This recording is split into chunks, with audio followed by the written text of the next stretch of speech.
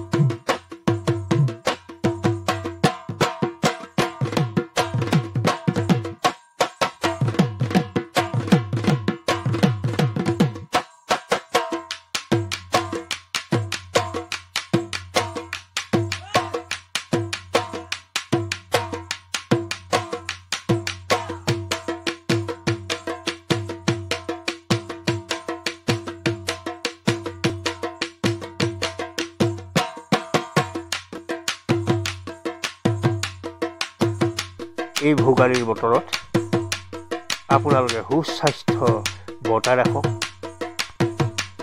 ঐক্য শান্তি বৰ্তাই ৰাখক, ধূমপান আদি কমাবলৈ চেষ্টা কৰক, গুৰু আৰু জ্যেষ্ঠজনৰ আশীৰ্বাদ লৈ কামলৈ আগবাঢ়ক, বিশ্ব শান্তিৰ বাবে প্ৰাৰ্থনা কৰক।